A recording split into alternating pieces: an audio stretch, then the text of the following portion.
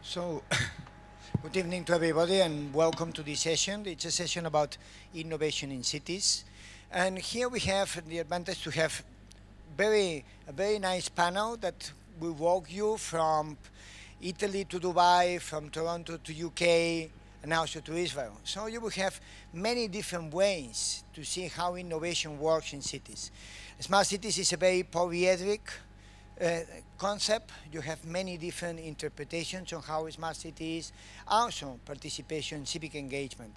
And we will have the opportunity to see how this is implemented in very different parts of the world. So it's a nice opportunity, I think, and I hope you're going to enjoy the session and you're going to be enriched by all this experience around the world. First, we have Peterborough, that is in UK, that they talk about innovation DNA. It's Charlotte Palmer and Steve Bowyer. Charlotte is the environmental strategist and Steve is the director of the Future City program there. After, we will go to Dubai and we have Muammar Khaled, that is the executive vice president of engineering management in Dubai Silicon. And then we will go to Toronto and we have the CEO of Toronto, of Meikle, that is going to talk about waterfront and all the nice initiatives that they are working on there. Then we will go to Italy. We will have Guido Arnone, that is the Technology and Digital Innovation Director of Milano. And finally to Tel Aviv, I'm sorry, to Tel Aviv, we will have Hila Orent, that is the Chief Executive Officer of Tel Aviv Global in Israel. So I think it will be a very nice session. Let's hope you enjoy it. Let's start with Charlotte and Steve. For yours. Thank you.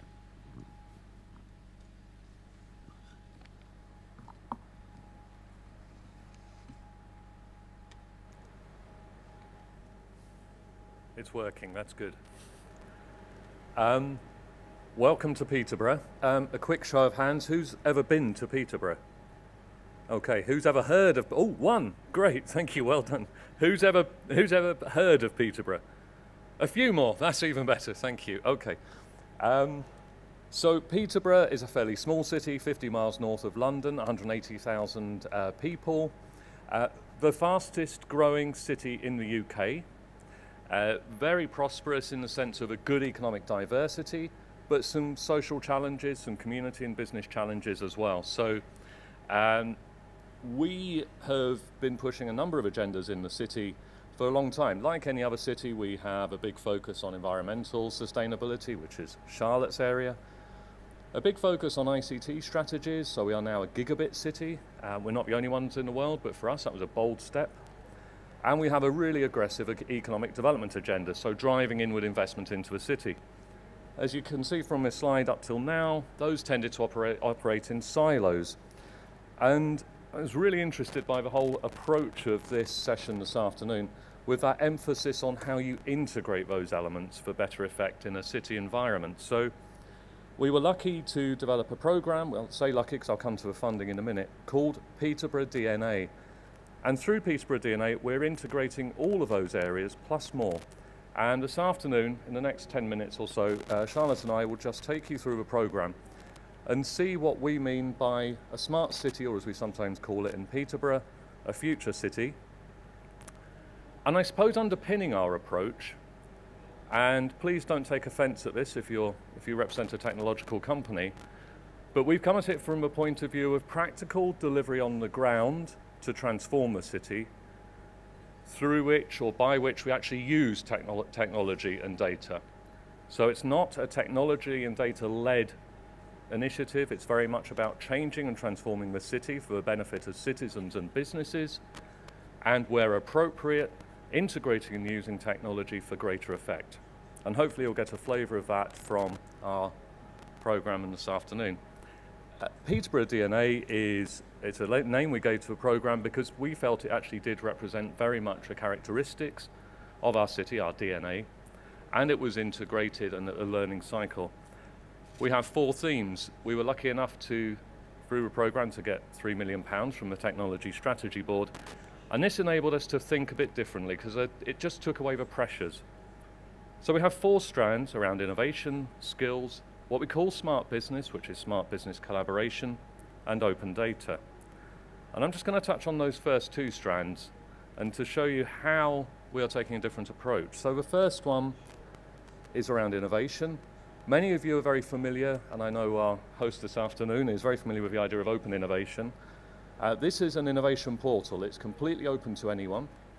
What we've called it is a challenge-led innovation portal. So anyone in the city can have an account on this portal, and they can load up city challenges from waste, from energy, from social issues, community issues, and equally anyone can load up solutions. And the third part of this is if you're a funder in or around the city, you can watch the conversations going on, and you can offer funding into that either as a venture capitalist or a business angel. So just a couple of examples of some initiatives that have come through this, which again hopefully highlight that integration. So first one, a local company, a major coffee roasting company, was putting 3,000 Hessian sacks into landfill every month.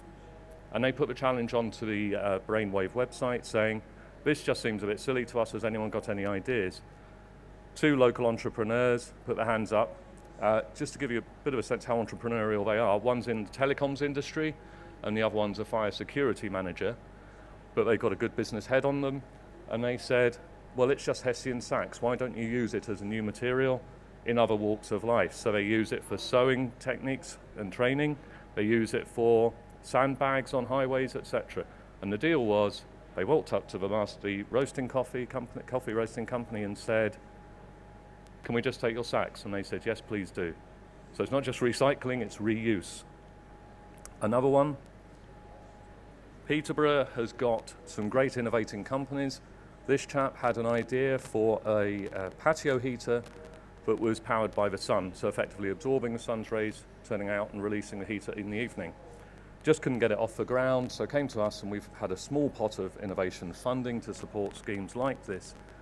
And the data that he will record from this will inform our data pool, but very importantly, he'll start to bring this product to market. I've talked about skills. We have a new Skills and Innovation Centre being established in the city. We're helping to fund that, and that will bring young people and innovating businesses and high-speed data and technology all together in one physical place, so a recognizable place for that integration. Sorry, a bit of a whistle-stop tour through this, but hopefully a chance for conversation at the end. Peterborough is probably the largest city in the UK not to have its own university.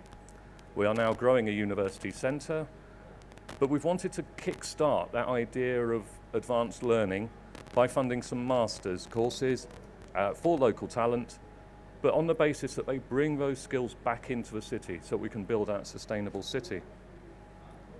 You can see the university centre there. We're also supporting 12 graduates, both from Peterborough and from across the UK, and putting them on 6-month placements into businesses to actually enhance the business sustainability and environmental sustainability of those businesses. Been running 2 months now. Of those 11 graduates, 3 have already been offered extended contracts to take that forward in those businesses. Okay, I'm going to let you get right to coalface of a couple of projects and hand over to Charlotte just for a few moments. Hello, yes, I wanted to talk to you just in a little bit more detail about a couple of projects that we have running. The first one here that you can see an image of is a project called Smart Fengate. And basically, this is an industrial area, probably replicable in many other cities across Europe and internationally. And basically lots of different businesses in this area are working in isolation, but they face similar challenges around waste, energy, water, economy issues. And because they're working in isolation, they're missing a lot of opportunities to get better, more sustainable solutions by working together in collaboration. So what we've been doing with this group of businesses is working with them to set a long-term vision for what they'd like to achieve as a community. And we literally at the very beginning sat down with them and said, what do you think of this as an idea, as a vision? And that was creating a circular economy model around a geographic scale in this area so that all of the area's resources could be recirculated within that economy. And whilst we used slightly different terminology with some businesses to make sure they got that, they all could buy into that concept of actually a more sustainable and more economically viable area to do business. The next thing we did is we very deliberately didn't say to them, we think you need to do X, Y and Z in order to achieve that. We waited to see what emerged from them and what the challenges were that they were facing and how they felt they might go about solving those issues. And actually they came to us a couple of months ago and said, what we need is effectively a smart platform. And that was something we had an idea about creating at the very beginning. But if we'd presented that to businesses, they would have just run away and closed the door and never picked up the phone to us again. But actually now they're wanting a platform so they can create a local Fengate pound, so they can actually share resources in that local area through a local economy model. Other examples of projects that we've got is all around data. Obviously, as Steve mentioned, data underpins a lot of the work that we do from a sustainable and a future city perspective. But it isn't the driver behind everything. It's an enabler to make sure that the projects really can achieve their full potential. So this image that you can see here is about a platform that brings together various different data sets from across the city and allows you to overlay them, so you can look for hotspots and interventions for where you might be able to achieve more. Another project that we're working on is a weather stations project, and this is involving putting 25 weather stations across schools all across the city. And the idea behind that is to make data accessible to people and real tangible data that they can actually engage with. So this data will record all sorts of things that you can imagine from a weather perspective, but will also give the children opportunities to influence what goes on in their local area. For example, the stations will collect information about emissions from transport outside their schools, and they can therefore see the impact that all of the parents dropping children off to school has every day on their health and well-being. So it really allows people to access data and then find opportunities to intervene in positive solutions for the future.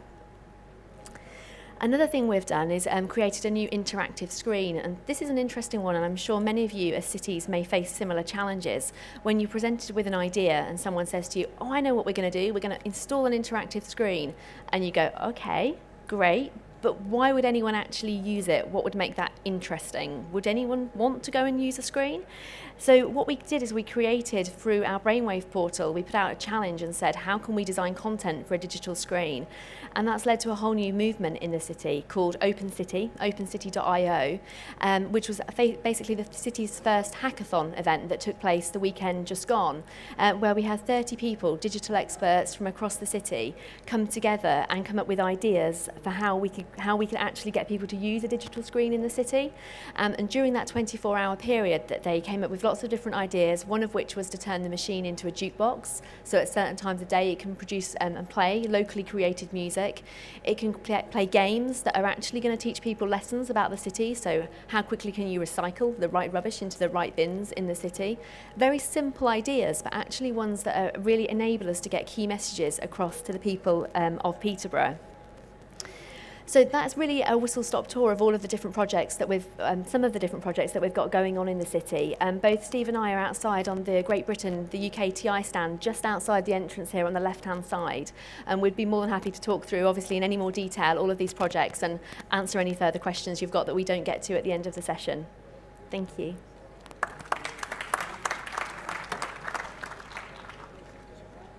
Now we go to Dubai. Let's see innovation there.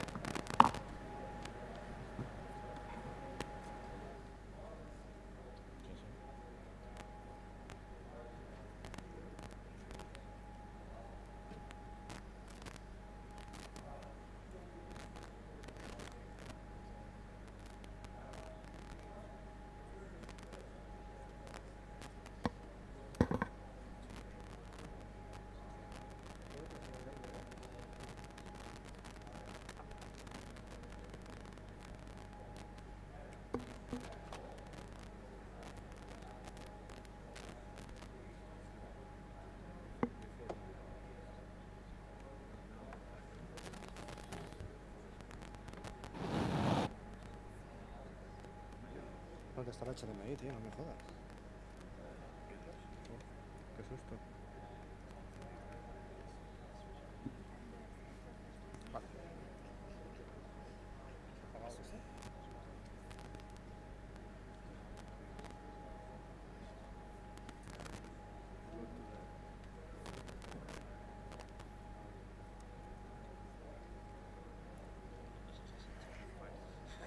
Yeah, but the speaker for the movie.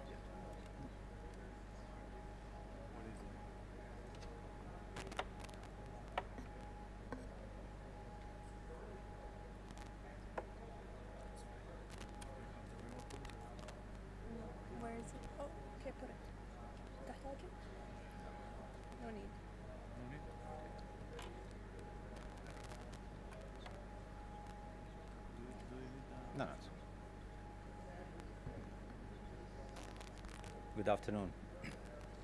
Sorry about that. So we'll start talking about Smart Dubai and the strategic initiative.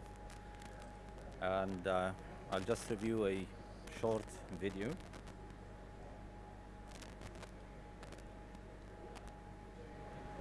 Oops.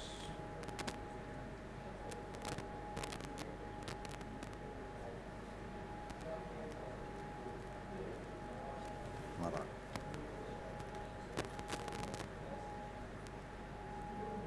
Okay.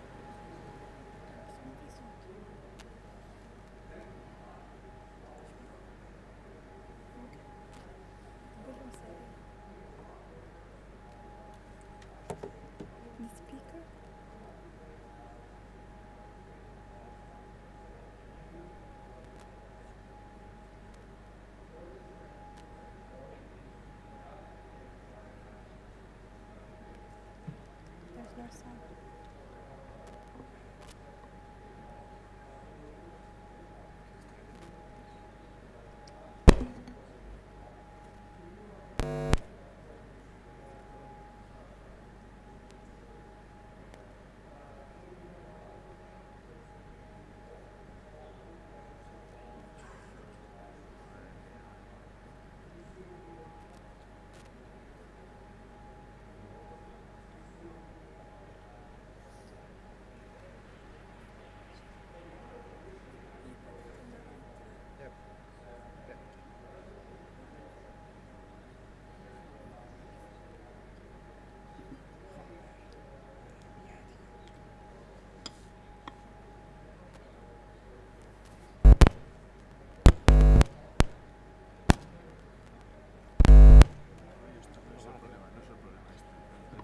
El problema es que está deshabilitado porque se ha hecho la luz. Tiene que ir a la tarjeta y quitarse.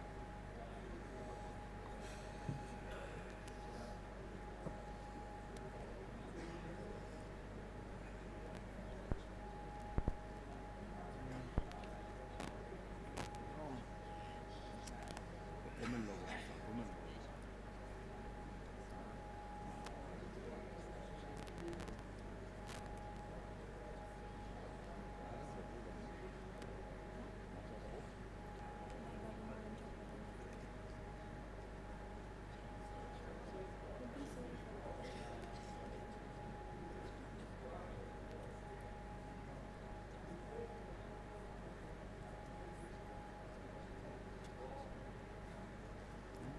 You can remove this and just put the speaker down. No, but the problem is the HDMI. It's the sound card is detecting the HDMI, so not the analog sound. You just keep it without it. No, but the problem is the same. But the connection is from the HDMI. I need to go to the sound card and change the.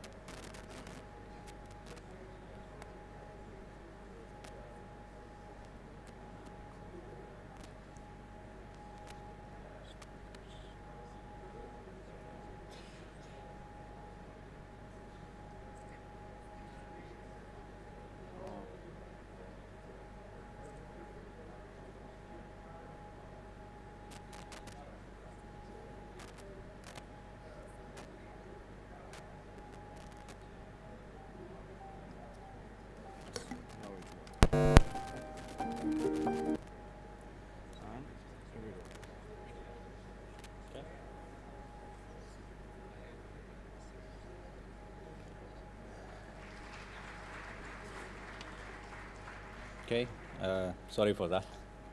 We'll start with the video again.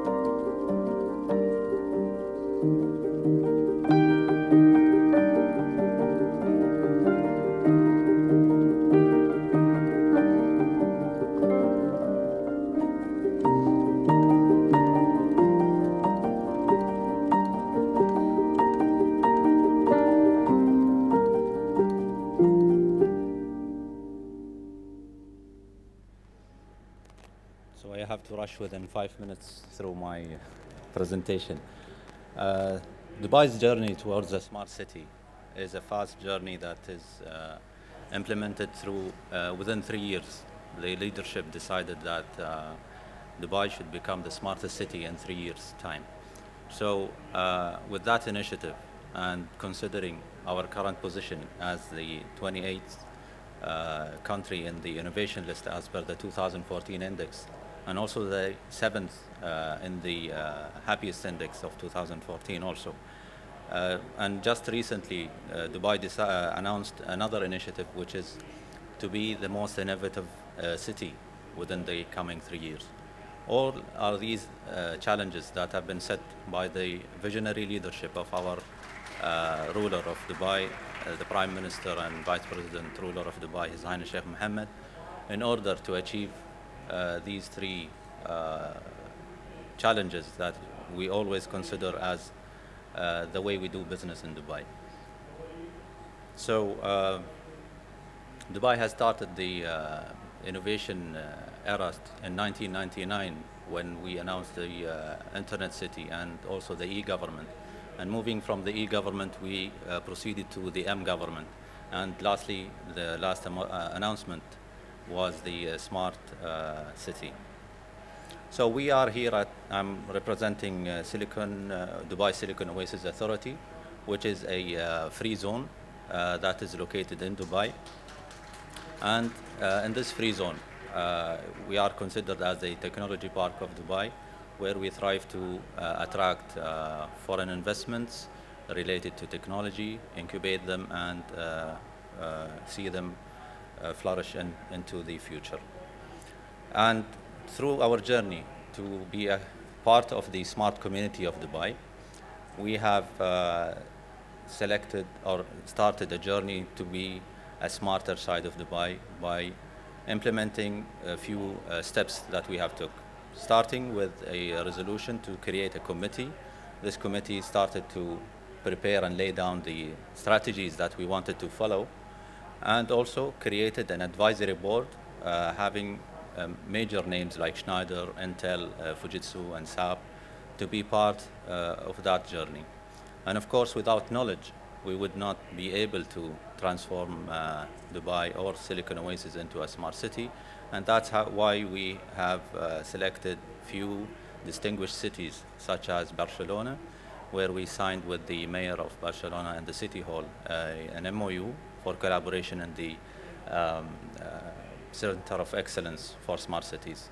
Also with the Amsterdam Business Board, Business Development Board, and also with academia through Madrid Polytechnic University, where we will be also delivering a master's program in smart cities.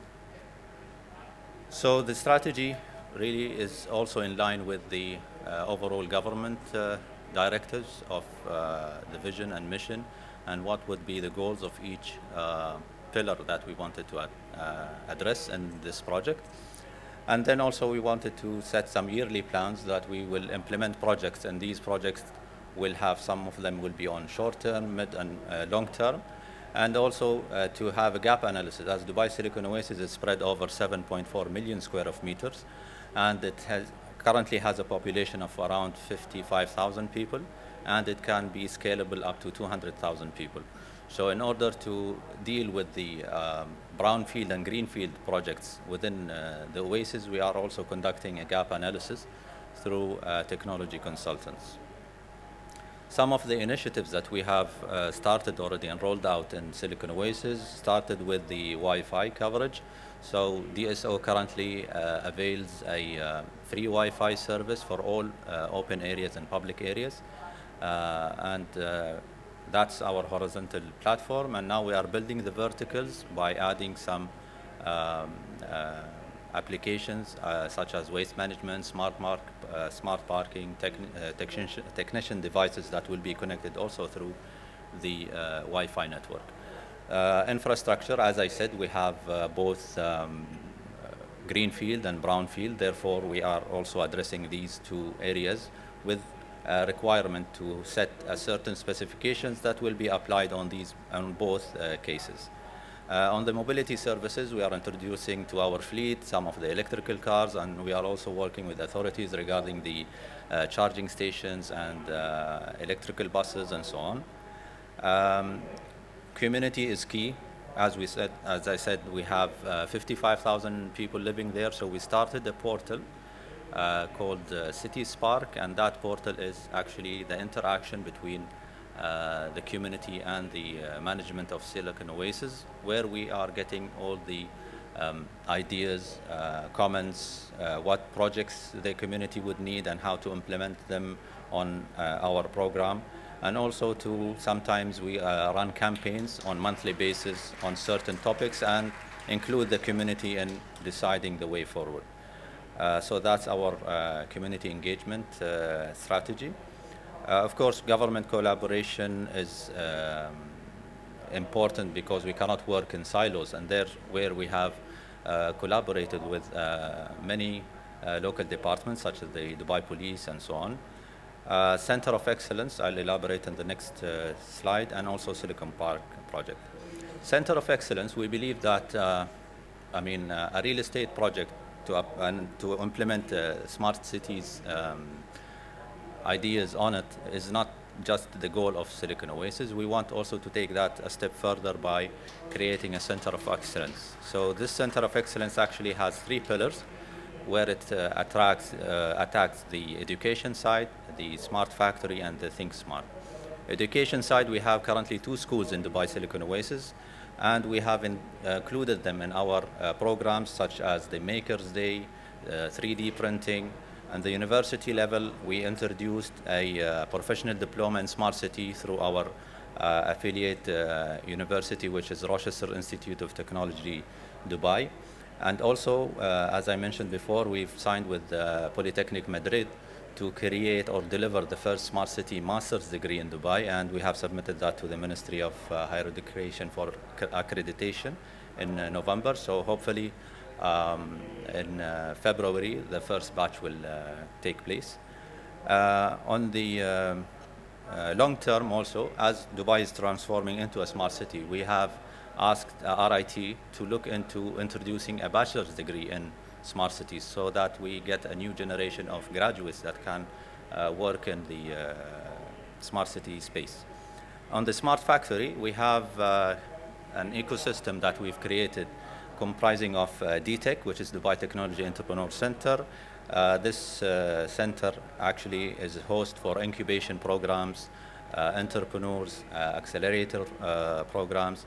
Also, we are supporting them with Silicon Oasis Capital, and this is a funding arm of Silicon Oasis, where we will be having equity or seed money in some of these projects, and also using open data for smart application developers to work within the smart factory. Finally, the Think Smart, we consider also the opportunity of having Silicon Park as a project.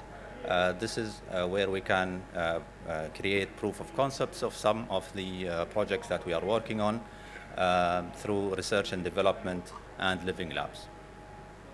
Silicon Park is the flagship project based on a greenfield approach for Dubai Silicon Oasis.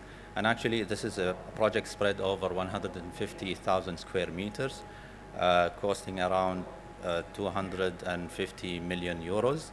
It's based on a green building specifications, and it will have a lot of smart initiatives within.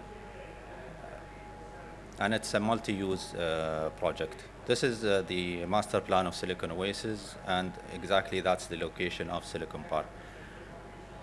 Some of the areas where we are collaborating with the power provider through the smart grids, through the solar panels, providing green roofs with the Dubai municipality, and using also the smart meters to create competition between buildings and their usage of power, as we want to encourage that.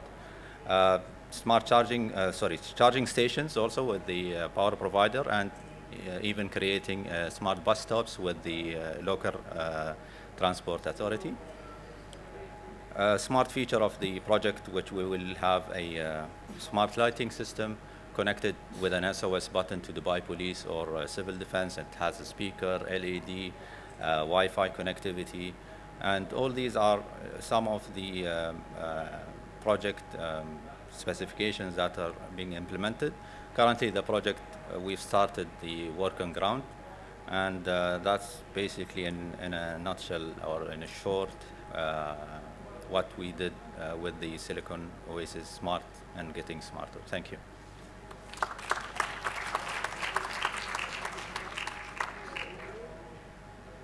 Guido's going to tell us about Milan.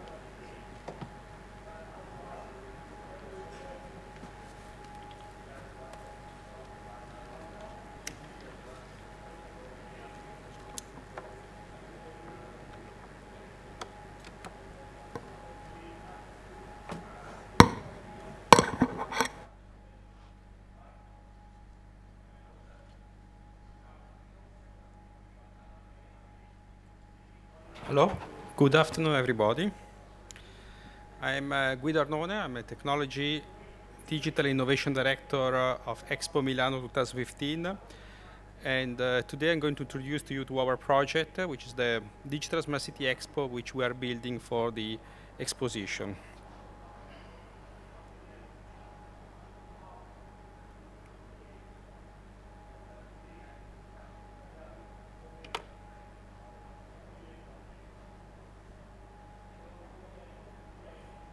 Page down.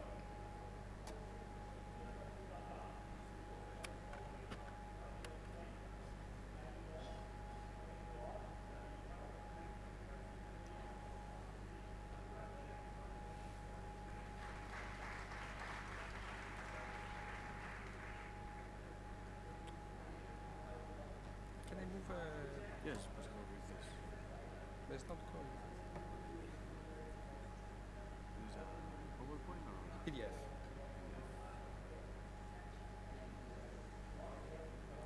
Okay, let me do that. normally Okay, it works? we use the. Yes, it's working. It's working now. Okay, sorry.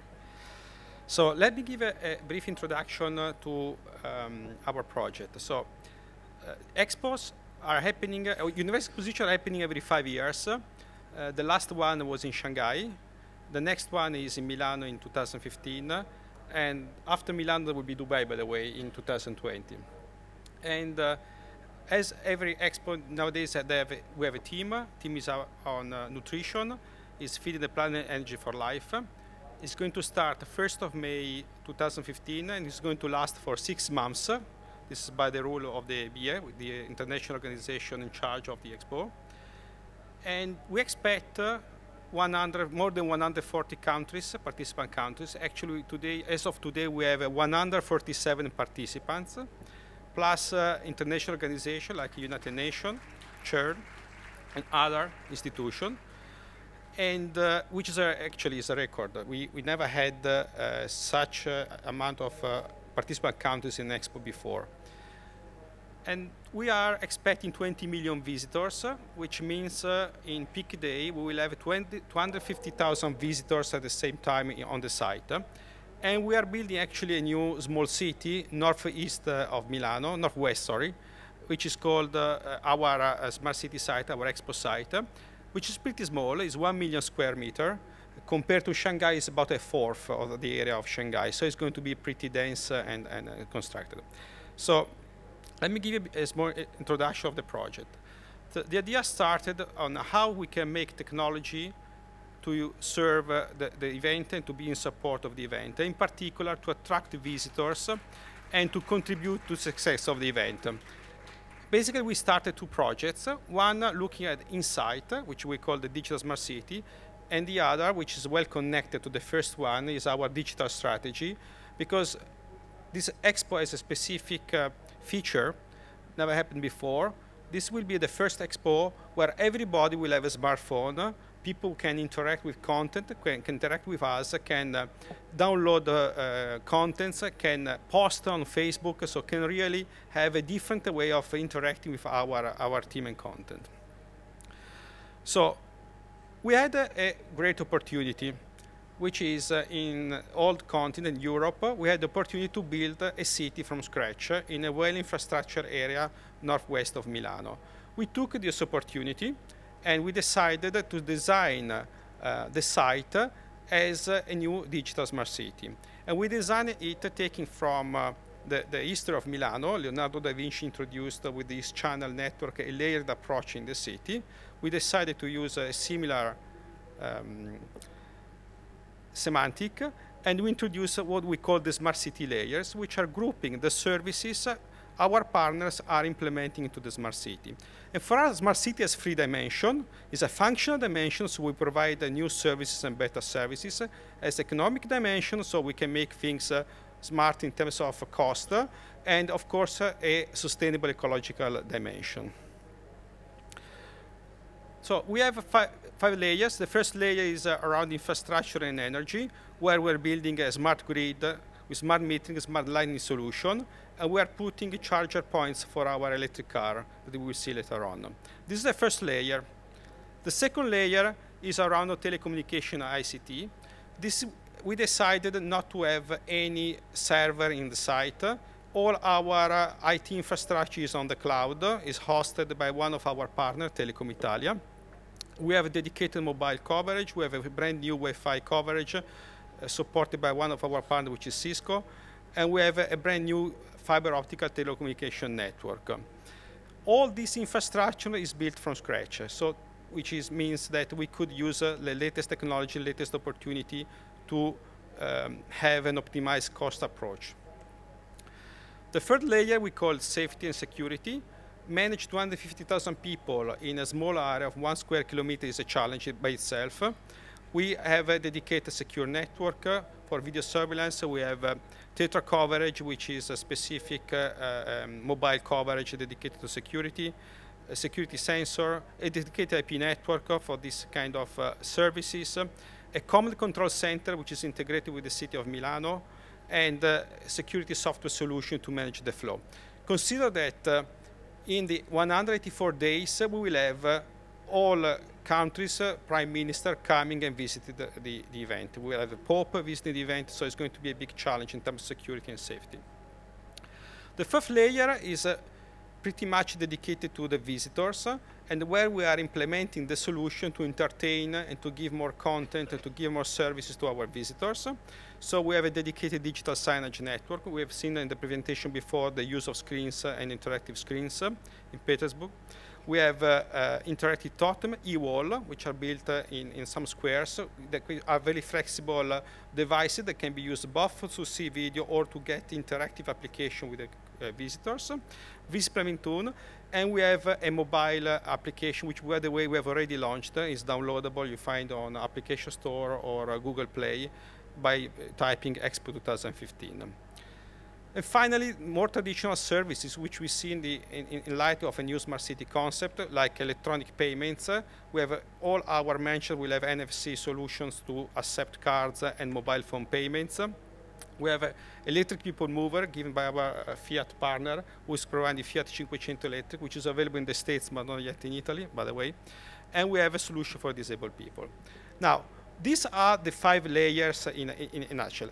But what is important that we are not implementing this as an isolated island from the city, but we are integrating as much as possible our solution to the city of Milano. And in particular, we have a couple of services which we have already deployed, like which I'm going to talk a bit more in detail, to integrate our service to the city of Milano, like the Open Wi-Fi, which is an integrated Wi-Fi network in the site of the site, all the ecosystem services, and more in general to provide a touristic offer which is integrated in the site and in the what we call Expo in Città, so Expo in the city. Right? Let me give you a couple of examples of things that we have done with the Municipality of Milano, taking the solution of Expo and implementing in the city. The first one, sorry for the Italian, Isole Digitali means e-digital island, easy to understand. And we've done with the Municipality of Milano, we have already about 20 we have now by now. This is a few months old slide. which are islands in the city where we have electric car sharing solution, where we have interactive totem, and we provide Wi-Fi, device charging, info-mobility services, surveillance. So we provide a sort of a small island within the city, which is a hub of all these services, and people can use either to take an electric car, to charge their mobile phone, or to get to access to service, digital service of the city using the interactive totem. These are already up and running in the city of Milano. We're going to have about 40 of them by the opening of the event, 1st of May 2015. The second one is a digital ecosystem. It's pretty much in line of what is the open data approach, but we put it on a different level. Rather than talking about open data, we are talking about open services. So the idea here is to take a company that today have a service digitalized and to agree on a semantic and protocol to use to share those services in order for them to get access in an easier way and to integrate those services.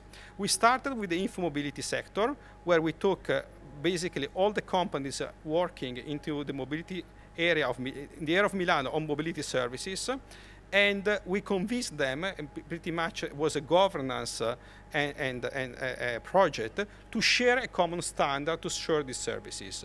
And by today we have more than 200 companies who are part of this ecosystem, about 50 services exposed, and about 30 applications already developed.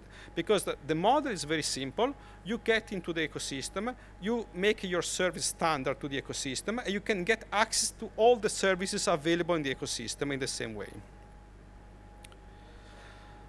Now, all of that is going also to have a sort of digital online experience, because for us, all the services are, at the end, a way to attract people into the site. And we have designed a roadmap. We defined a roadmap starting from 2014 up to 2015 to communicate, attract, convert people, so make people buying a ticket and come to the expo, as well as manage the event visit and the post-visit, which become a way to promote the event itself. Now, we started with an institutional communication, and we moved now towards a more articulated digital strategy, which has 3 main websites available as of today. One for services and communication of the teams, a second one which is Exponet, going deeper into what is the team topics with an influencer and a lot of articles, and is a sort of digital magazine actually. And the third one is a collection of word recipes to support the team, taken from blogger, influencer, collecting those recipes, categorizing them, and put back to the public. All of that is also supported by a set of specific vertical projects, which I'm not going to go into detail. Another interesting thing is that we want to show the expo before the expo.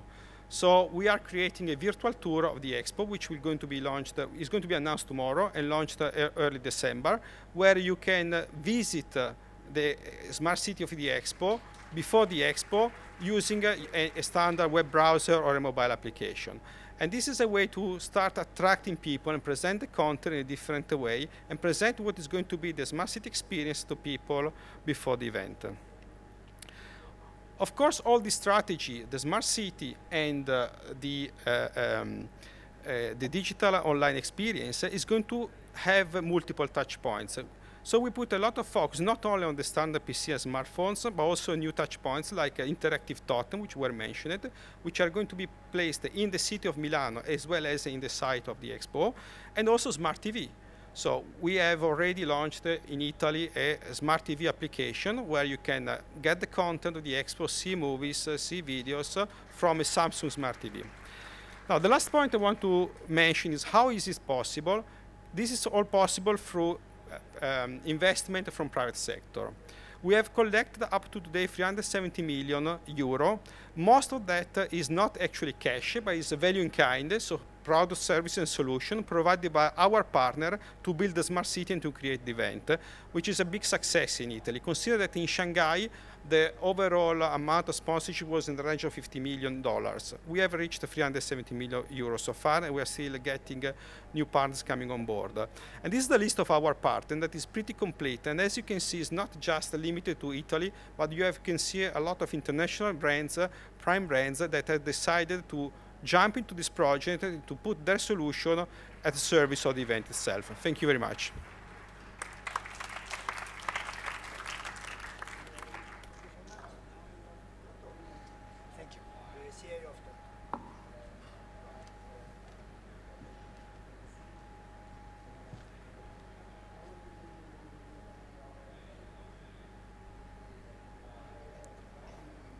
right, good afternoon, everyone. It's my distinct honor and privilege to be here with you today. Just so I can get a bit of familiarity with the audience that I have today, how many have heard of Toronto? Or should I ask, has anybody not heard of Toronto? And just another quick question, how many actually work in government? And the rest support government, our partners in government? Yes? Okay, great. Okay. Well, today's presentation I've entitled The Digital Paradigm, Transforming Quality of Life. And oftentimes we use words, and we use them over and over, and they become so familiar with us. And that word paradigm has been used, I'm sure, many times before that you've heard it. I did a little bit of research on that word, and that word originated from an author by the name of Thomas Kuhn. He wrote a book in 1962 called The Structure of Scientific Revolution. And in this book, he introduced a term called a paradigm shift. And in the book, he basically articulated a paradigm shift is when new information changes existing theories. So this American scientist and historian introduced the word paradigm.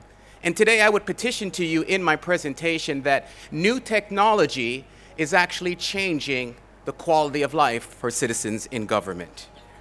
As we see that cities are driving the global economy and they are the junction boxes of economic, political, and cultural exchange, Toronto is recognized as a competitive and innovative city.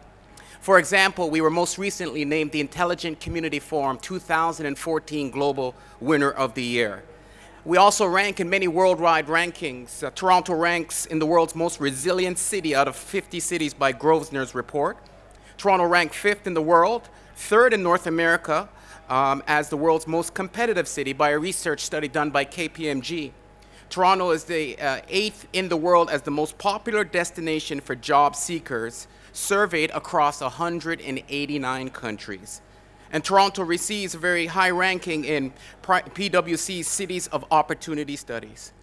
But moving forward, it's important to note that there was a study done by McKinsey Global Institute, and it states that 600 cities will not, the 600 leading cities in the globe will not be the same 600 cities leading in the next 15 years. In other words, there's a global competitive economy. And although Toronto is leading in several areas, we must continue to innovate and transform the city in order to remain a globally competitive city. And so Toronto is experiencing tremendous amount of growth. We're currently the largest city in Canada, the 4th largest city in North America, a population of 2.8 million people, one of the most culturally diverse cities in the world with 140 languages and 230 plus distinct ethnic backgrounds, experiencing tremendous amount of growth. In fact, we have the most high-rise construction growth in North America in terms of residential buildings, high-rise, and commercial building high-rise development. So we're experiencing this tremendous amount of growth, and as we do that, we have to continually strategically position the city so that we remain competitive in a place where people want to live, work, and play. There are various trends that are affecting as we modernize the city and continue to transform the city. A couple of these trends are very familiar to you. Mobility is one of the key ones. Globally, by next year, more than half of citizens will use smartphones and tablets to interact with government, based on a report that's done by Gardner. Another interesting statistic about mobility that really gets my attention, in the entire world, people have more access to mobility services than people that have access to clean drinking water. So what we're seeing is a real shift in terms of our dependency on technology and how we are utilizing it. But what it's doing is it's changing the way that we interact with each other. We have parents that are texting with their children, grandparents that are Skyping with their family all over the world. We are interacting with each other differently, and so people want to interact with government differently. We're seeing from a social networking perspective, we have 14 million Canadians check their Facebook news feeds at least once a day. We see the cloud computing is introducing different types of solutions, and big data is just continues to change the way that we operate. The growth is tremendous, and up until 1900, human knowledge doubled approximately every century. And by the end of World War II in 1944, it doubled every 25 years. In other words, knowledge is increasing, and so we've got to integrate this into the information and the services that we offer to our citizens. And so we spent some time researching, and one thing that's important, sight sees what is, vision sees what can become. So our vision for the city continues to become an innovative place where people want to live, work, and play. We conducted a research study worldwide and looked at successful cities on delivering on a number of essential services. And we realized that we need to make sure that we're driving economic prosperity. We have to ensure that we are doing social advocacy, but also ensuring that we have environmental sustainability. All of our services can be organized around those domains. But at the center of that, we also understand that the objective is to improve the quality of life for businesses, quality of life for citizens. And there's a common denominator in there, is that we have to do this while creating an open and transparent government where citizens are fully engaged. And then we also have recognized that there's an importance that we have a digital infrastructure on how we bring this all together. Most cities have mastered and spent a lot of time on planning the infrastructure and the use of land over a long period of time. We also recognize that in our planning process, our master planning, that we need to make sure that the digital infrastructure is in place that will sustain, stimulate, and innovate services that we offer to citizens. And one of the examples of this is the Waterfront Toronto community, where we created an intelligent community. It's a world-class showcase example of creating a community of its kind. We created an infrastructure for economic prosperity. In fact, we are in the middle of the most ambitious city building projects ever conceived. Waterfront project is a revitalization, not just a redevelopment. What do I mean by that? It means we're starting all over again. It's 800 hectares of land, and what we've done is really looked at the mixed use of this land and how it was predominantly used before, and looked at an opportunity to use this underutilized land to change and create a community that not only would deliver services to citizens, but change the way that the City of Toronto offers services to its citizens and businesses. So we're transforming this land into a home of 40,000 new homes, 40,000 new jobs, and 300 hectares of park space and public space.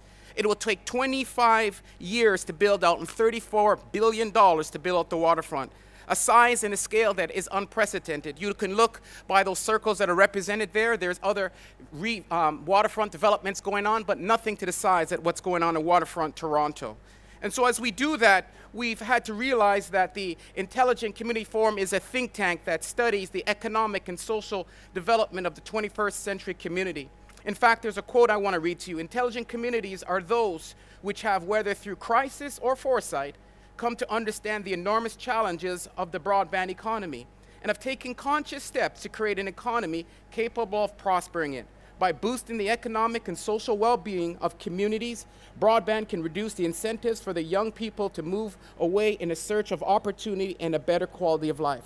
Paradoxically, it can be a key role in giving communities a sustainable future in an ever-connected world.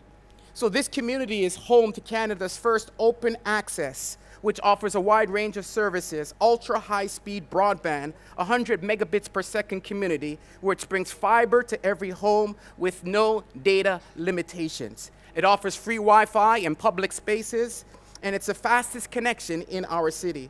The idea is to attract knowledge workers, but also attract a knowledge workforce in a community that is sustainable, that will contribute to the economic and environmental and social advocacy goals. It's an innovation center where companies coming and introducing new products and services that transform the way that we interact with each other. And in fact, it's based on digital inclusion, where we ensure that every home has high-speed network access.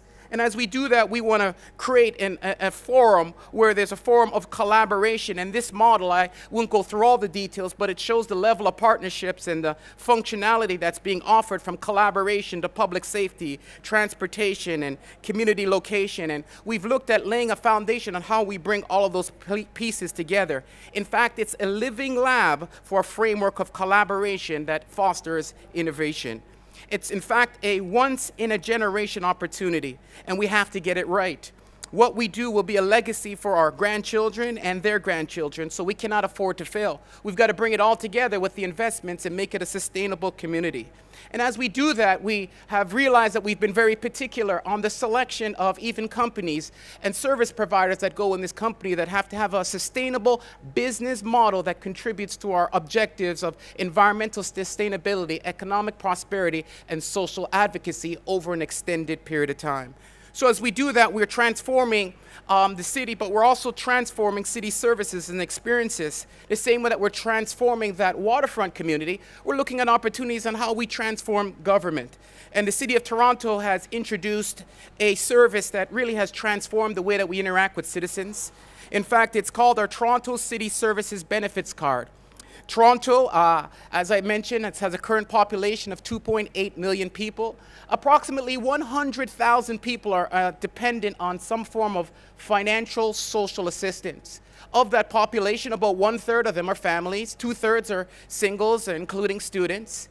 And what's interesting is that we have a significant number of them, probably about approximately 1/3, that due to their life and the circumstances, they don't have a bank account.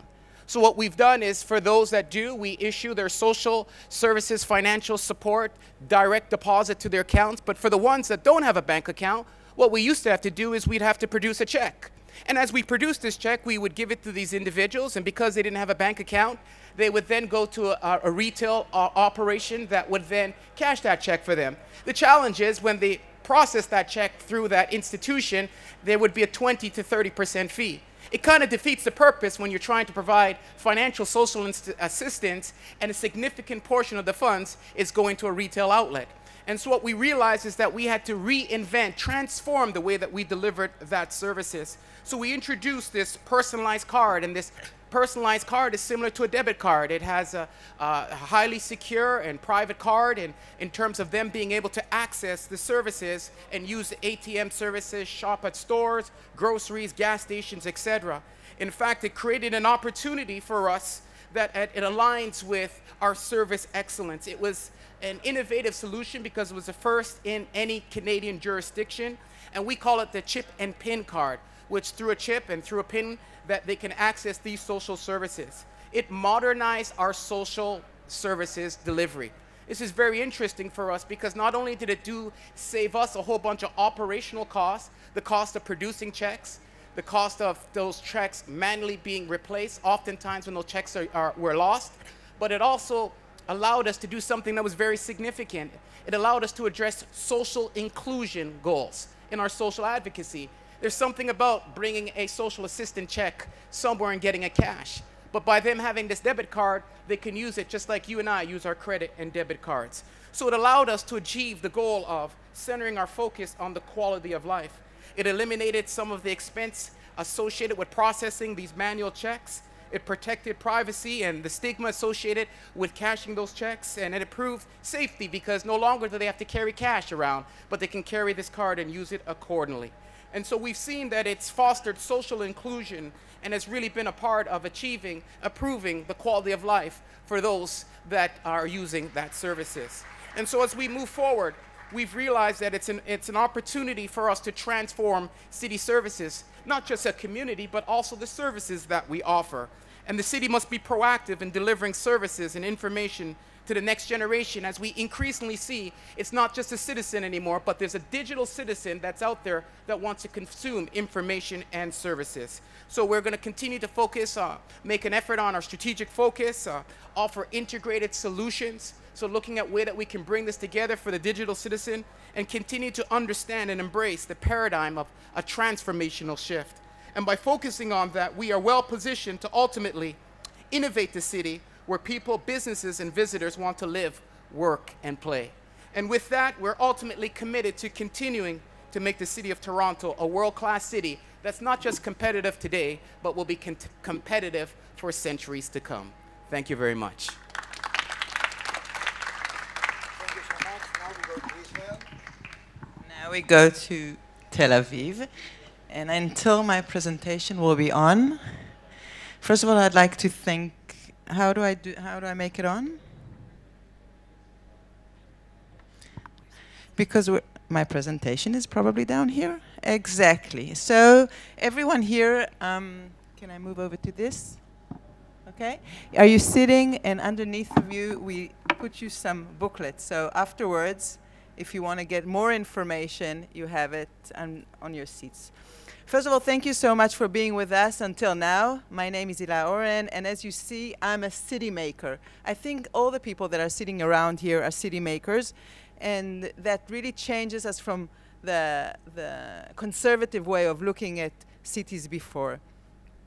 I think we had a very quick tour around the world, from Dubai to Toronto to Milan to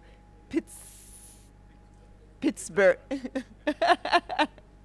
to Tel Aviv, and like 40 minutes of a tour. I would love to go to Dubai because I think over there I can be happier, but I don't think yet we can do it. But about smart cities, this is the thing. We have to ask ourselves, what is the new way to look at smart cities? How are we engaging our citizens? And we're all talking about this. Infrastructure, new ways of thinking at cities. Why is it? Exactly. Before we look at anything, I think our vision for Tel Aviv is to be one of the global cities around the world, 20 leading cities in the world. Understanding the DNA of a city. What is the USP? What is the unique selling point for Tel Aviv? And if you'll come to Tel Aviv just 100 years ago, you would see sand. These 66 entrepreneurs that were standing there on a plot, they built a city that now, if you'll come to right the same place, by the way, how many here have not been to Tel Aviv? Please raise your hand. Have not been to Tel Aviv. Good. That means I've got all of you listening now and wanting to come to Tel Aviv and to get this ecosystem of 700 startups in just one small city with 400,000 people.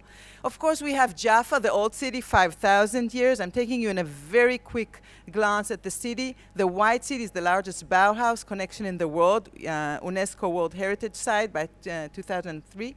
We're very, very lucky. 33% of Tel Aviv is wild and free, under the or between the ages of 18 and 35. The New York Times called us Mediterranean capital of cool. Life is a beach. I would love to be in Toronto because with this ambitious thing, but for us it's only 14 kilometers and we've got a lot to learn from you.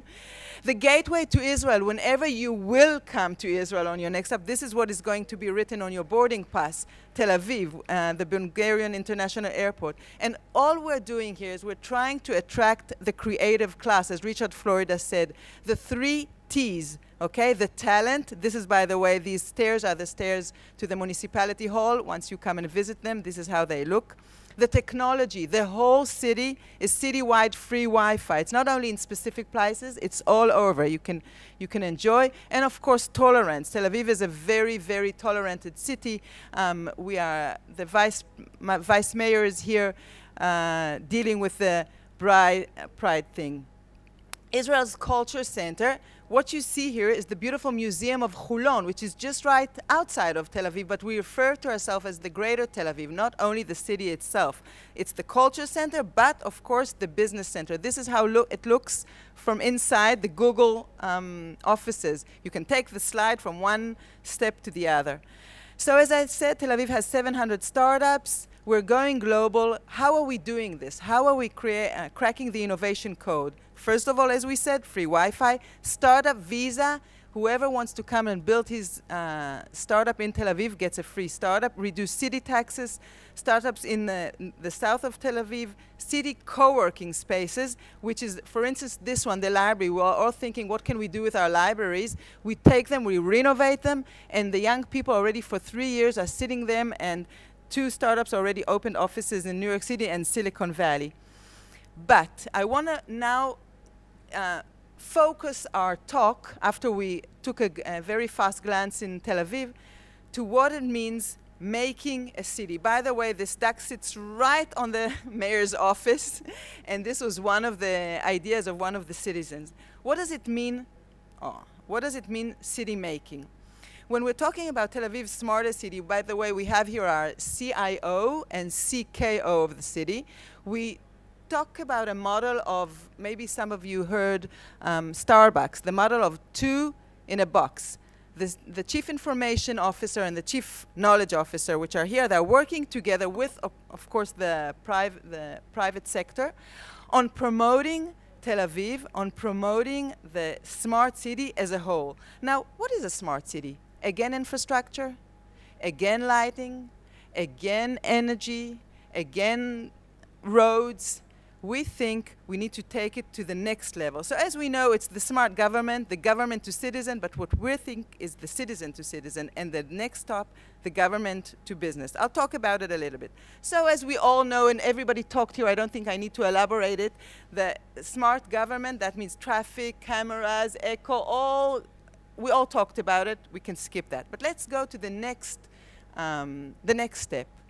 Government to citizen. What we invented in Tel Aviv is a digital, and I will keep you curious. I won't talk about it too much because I want you to come to our booth, Tel Aviv, just outside of this room, and you'll hear all about it. How did we take 90,000 citizens out of 250 that are eligible, that's like 1/3, that are coming to open to this digital club where they can use what they need, what they would like to get from us, from the municipality. When we call it the Digital Resident Club, it's a personally tagged information. I would call it a tailor-made information for us to know our residents. Of course, address, age, family, status, all that we know, but we don't know their interests, their hobbies, and they're opening it for us. So if they want to know, if they need to know about something that is going on in their streets, if they want to sign up for the marathon, if they want activity for their kids, if they want a last-minute ticket for the theater, they can all get it right to their digital club. I think you should hear about it because until now, I didn't hear any club like that in the world. Of course, digital mobile app, we can use that app and inform about hazards around town, if there's any problem with that. Social networking, we are all very familiar with that. Digital services, marketing, public participation, but we have to combine that with public participation. What we did, what you see here, is we took the Tel Aviv Square and we asked citizens just to come and say their ideas. Although we have digital tools, we also thought we have to meet our residents. We have to hear them.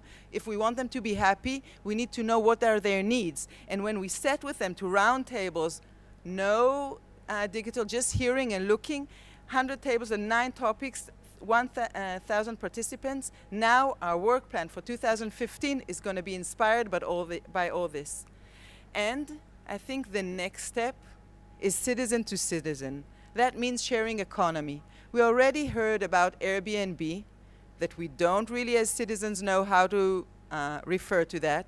We already heard about Get Taxi, or here in Barcelona, My Taxi apps. And you know, government, you asked before who is from government, who is supporting government. All of us are moving unconditionally in our chairs to this disrupt sharing economy, but I don't think we have any choice. We have to refer to that because this is how our new economy is going to be. Citycoin, for instance. You know that in Tel Aviv, 40,000 people are using a complementary currency that some citizen made up. I mean, we've got our shekel, like a dollar, like a euro. This is our official coin. But there's a complementary coin made by the citizens that 10% of the people use it. That means that if they get their salary, they can have 10% more by this complementary coin. Did they ask us if they're allowed to do it, if they're allowed to use it? No, but they don't need to ask us. This is their needs. This is the new smart city that we all have to be aware of, to approach it, to listen to it, and of course, to refer to it.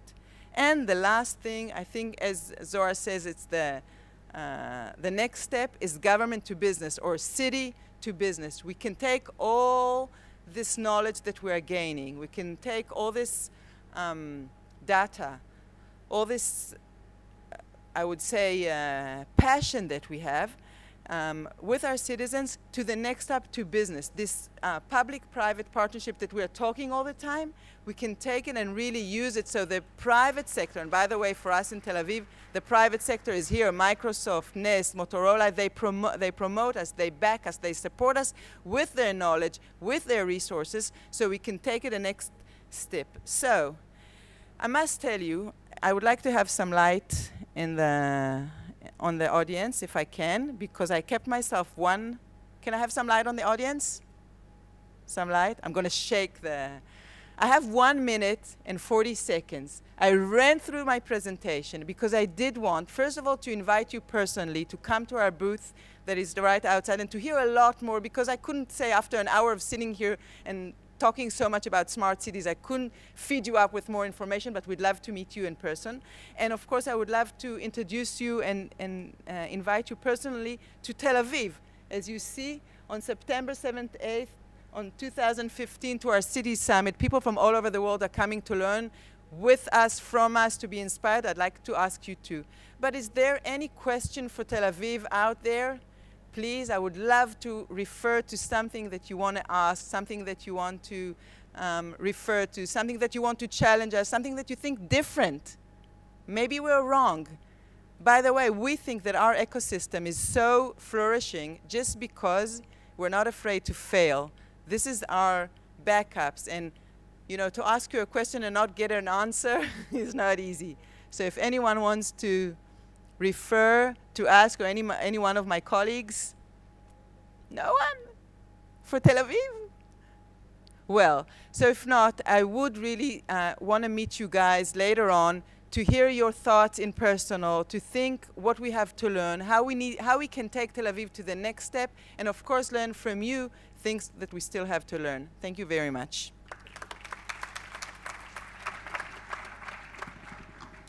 Well, we got a little bit late. We got overtime, so I think we have to close that. And thank you very much to everybody for attending, and you have some time to meet the presenters and so on.